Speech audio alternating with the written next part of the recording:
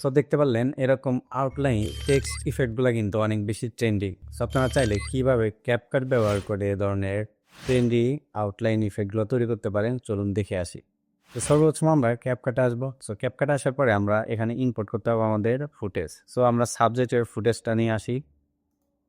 তো আমি এখানে আমার একটা সাবজেক্টের ফুটেজ নিয়ে আসি। আমি সাবজেক্টের ফুটেজটাকে ডাউনলোড করছি হচ্ছে আপনার মিসকিট থেকে। আপনারা চাইলে খুব সহজে মিসকিট থেকে এই ধরনের ফুটেজগুলো ফ্রিতেই ডাউনলোড করতে পারবেন।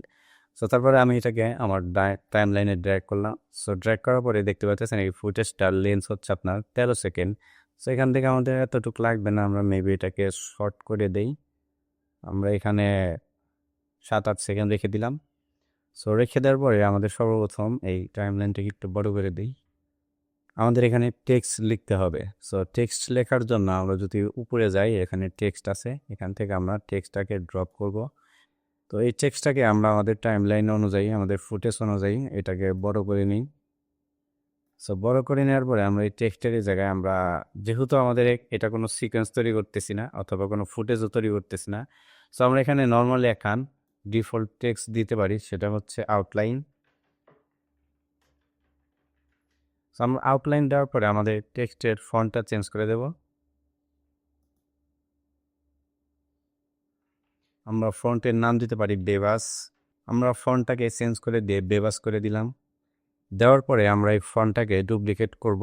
ডুপ্লিকেট করে আমরা আর একটা ফন্ট লিখব, সেটা হচ্ছে এখানে দিতে পারি হচ্ছে ইফেক্ট। সো আমরা দুইটা ফন্ট নিয়ে নিয়েছি, একটা হচ্ছে আউটলাইন, একটা হচ্ছে ইফেক্ট। সো ইফেক্টটাকে আমরা ড্র্যাগ করে নিচে দিই এবং আউটলাইনটা উপরে। আমরা আউটলাইন টেক্সটটা একটু বড় করে দেব। আমাদের সাবজেক্ট অনুযায়ী আমাদের টেক্সটটাকে হচ্ছে ছোট বড় করে নিতে পারি আমরা। সো আমরা এতটুকু করে দিলাম। করে দেওয়ার পরে আমরা সর্বপ্রথম যেটা করব, আমাদের টেক্সটের কালারটা আমরা চেঞ্জ করে দিতে পারি। মেবি আমরা যদি আউটলাইনটের কালারটা একটা কালার দিয়ে দিই, হোয়াইট ইয়েলো করে দিতে পারি। আমরা এখান থেকে সরাসরি ইয়েলো করে দিলাম। এটাকে মেবি এই ইয়েলোটা করে দিই এবং ইফেক্টের কালার হচ্ছে আমরা সেম কালারে রাখতে পারি অথবা আমরা চেঞ্জ করে দিতে পারি। সো আমরা যদি এখান থেকে চেঞ্জ করে আরেকটা কালার দিই, এটা হচ্ছে আমরা যদি এই কালারটা দিয়ে দিই, এটাও দিতে পারি, এটা অনেক সুন্দর একটা কালার। সো আমরা এটাই করে দিলাম। দেওয়ার পরে আমরা আমাদের যে নিচের লেয়ারের যে সাবজেক্টের ফুটেজটা আছে, এইটাকে আমরা হচ্ছে ডুপ্লিকেট করব। আমরা যদি ওয়ালটা বেশি করে এটাকে ড্র্যাগ করে উপরে নিয়ে আসলাম, ডুপ্লিকেট করলাম। এখন দেখেন আমাদের যে নিচের টেক্সট আছে সেই টেক্সটটা কিন্তু দেখা যাচ্ছে না। সো আমাদের এই ফুটেজটা, আমাদের যে উপরের লেয়ারের যে ফুটেজ, এটাকে আমরা রিমুভ বিজি করে দেব। তাহলে আমাদের এখানে সাবজেক্টের আশেপাশে যে জায়গাগুলো আছে সেটা রিমুভ হয়ে যাবে। সো এটা একদম ক্যাপকাটে খুবই ইজি। সো আপনারা যদি রিমুভ বিজিতে আসেন, এখান থেকে অটো রিমুভ বলে দিলে আমাদের এখানে টাইম কাউন্টিং হচ্ছে, কিছুক্ষণ সময় লাগবে। সো দেখেন অলরেডি আমাদের রিমুভ বিজি হয়ে গেছে, আমাদের সাবজেক্টের পিছনে সব কিছু অলরেডি নাই হয়ে গেছে। তারপরে কিন্তু যে দেখেন লেখাটা কিন্তু দেখা যাচ্ছে। সো এটা যদি আরও ভালোভাবে দেখতে চান, আমরা যদি আইটা অফ করে দেই, তাহলে দেখেন আমাদের লেখাটা সামনে চলে আসছে এবং আইটা যদি অন করে দেই তাহলে আবার লেখাটা পিছনে চলে গেছে। তার মানে কি আমাদের সাবজেক্টের ব্যাকগ্রাউন্ড রিমুভ হয়ে গেছে। আমরা যদি এটা আরও ভালোভাবে দেখতে চাই তাহলে আমরা যেটা করব, এটারও আই অফ করে দেব। তাহলে দেখেন এই যে আমাদের সাবজেক্টের পুরো ব্যাকগ্রাউন্ড রিমুভ হয়ে গেছে। ওকে, সো তারপরে আমাদের আরেকটা কাজ করতে হবে, সেটা হচ্ছে আমরা আবারও এই টেক্সট লেয়ার দুইটাকে সিলেক্ট করে এই দুইটাকে ড্র্যাগ করে আমরা আবারও অল্টার পেস্ট করে উপরে নিয়ে আসলাম। সো নিয়ে আসার পরে তাহলে আমরা এখন এখানে কাজ করলাম হচ্ছে আমাদের প্রথম সাবজেক্ট, তারপর হচ্ছে আমাদের দুইটা টেক্সট লেয়ার, তারপরে হচ্ছে আমাদের আবারও একটা সাবজেক্ট, এটা রিমুভ বিজি করেছি এবং পরবর্তীতে আমরা আবারও এই টেক্সট লেয়ার দুইটাকে ডুপ্লিকেট করে দিছি।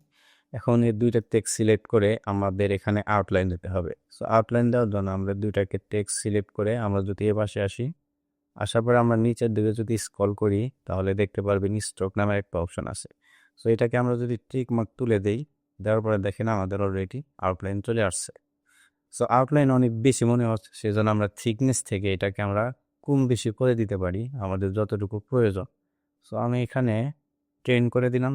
সো 10 করে দেওয়ার পরে আমরা চাইলে আউটলাইনের কালারও চেঞ্জ করে দিতে পারি। সো আমরা আউটলাইনের কালার এখান থেকে ইয়েলো করে দেব, একদম ইয়েলো করে দিলাম। দেওয়ার পরে আমরা হচ্ছে এই টেক্সটের কালারটা চেঞ্জ করে দেব। সেজন্য আমরা যদি প্রথম টেক্সট লেয়ার উপরে ক্লিক করি, এখান থেকে আমাদের লেয়ারের কালার আছে এইটা, তো আমরা এখান থেকে এটাকে আমরা গ্রিন করে দেব এবং আউটলাইনের যেটা আছে এটাকে আমরা এখান থেকে গ্রিন করে দেব। সো দেখেন এখন কিন্তু আমাদের দুইটা টেক্সটই হচ্ছে গ্রিন হয়ে গেছে, বাট আমাদের যে অরিজিনাল টেক্সট সেটা কিন্তু এখনও ওই কালারই আছে। আমরা যদি এখান থেকে আইটা অফ করে দিই তাহলে দেখেন এখানে কিন্তু সেম কালারটাই আগের মতোই আছে। এখন আমাদের লাস্ট ফিনিশিং যে কাজটা হবে সেটা হচ্ছে আমরা এটাকে ধরবো, ধরে আমাদের মাউসের রাইট ক্লিক করব, এখান থেকে আমরা ক্রিয়েটে কম্পাউন্ড ক্লিক করে দেব। তারপরে আবার এটা ধরবো, ধরে এটাকেও আমরা ক্রিয়েটে কম্পাউন্ড ক্লিক করে দেব। এখন কম্পাউন্ড ক্লিক করে দেওয়ার পরে আমরা উপরেরটা ক্লিক করব, করে এটার ব্যাকগ্রাউন্ড রিমুভ করে দেবো। আবার টেক্সটের ব্যাকগ্রাউন্ড, এবার আমরা টেক্সটের ব্যাকগ্রাউন্ড রিমুভ করে দেবো। সো তার জন্য আমরা আবার চলে যাব ভিডিওতে। ভিডিওতে আসার পরে দেখেন রিমুভ বিজি আছে, এখানে আবার অটো রিমুভাল আছে এবং কাস্টম রিমুভাল আছে। তারপরে হচ্ছে ক্রোমা কি আছে। সো আমরা ক্রোমা কিতে যদি ক্লিক করি তাহলে আমাদের কালার পিকার নামের একটা অপশন শো করবে। সো এখান থেকে আমরা এই ডপারটাকে ড্র্যাগ করে আমরা যদি এখানে নিয়ে এসে ছেড়ে দেই তাহলে দেখেন আমাদের কালারটা কিন্তু চেঞ্জ হয়ে যাচ্ছে। তো আমাদের নীল কালারটা চেঞ্জ হয়ে আমাদের যে অরিজিনাল ফুটেজের কালার আছে, এই যে নিচে যে কালারটা আমরা দিয়েছিলাম সে কালারটা কিন্তু ভিজিবল হয়ে গেছে। সেম প্রসেস আমরা নিচেরটাকেও ধরবো, এখান থেকে ভিডিওসে যাব, তারপরে ক্রোমা কি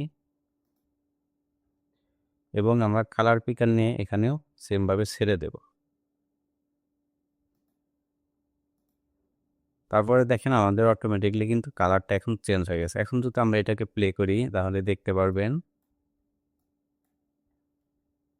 আমাদের কিন্তু অলরেডি আউটলাইন চলে আসছে। সো এখানে কিছু সমস্যা হয়, সেটা হচ্ছে আমরা যদি এটাকে একটু বড় করি তাহলে দেখতে পারবেন এই যে কর্নার দিয়ে এইটি একটু এটা হচ্ছে গ্রিনিশ একটা ভাব থেকে থাকে। এটা দূর করার জন্য আমরা যেটা করতে পারি, আমরা এটাকে টেক্সট লেয়ারটাকে সিলেক্ট করব, যে সাবজেক্টের আপনারা ব্যাকগ্রাউন্ড রিমুভ করবেন সে সাবজেক্টটাকে সিলেক্ট করবেন। তারপরে হচ্ছে আপনারা যাবেন অ্যাডজাস্টমেন্টে।